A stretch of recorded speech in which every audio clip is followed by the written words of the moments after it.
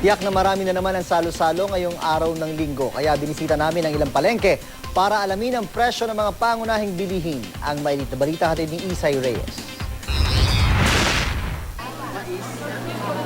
Si Tatay Ferdinand maaga pa nasa palengke na para mamili ng kanya raw specialty na halaan.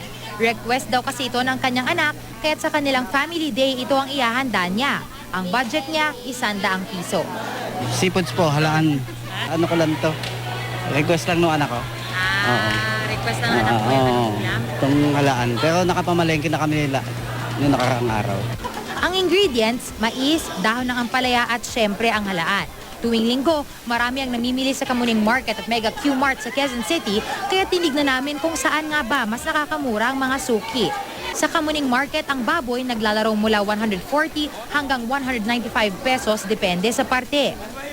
Samantalang sa Mega Q-Mart naman, naglalaro mula 130 hanggang 190 pesos. Ang baka naman may kalakihan ng diferensya sa Kamuning Market at Mega Q-Mart. Sa manok, nakakadiskwento lang kapag isang buo ang bibilhin, pero pareho lang ang presyo sa dalawang pamilihan. Samantalang sa gulay naman, sa parehong pamilihan, bumaba ang mga presyo ng repolyo, Baguio beans at talong. Pagka maraming dating, mas mura dagsa ang gulay. Pero pagka konti lang, mas mahal. Kasi konti lang yung may dating na gulay. Hinahapit nila. Atong 10 lang kami, okay na yun. Ang ibang gulay naman wala raw paggalaw sa presyo, pero nahasuki na kung saan mas mapupuso ang bumili. Isay Reyes, GMA News.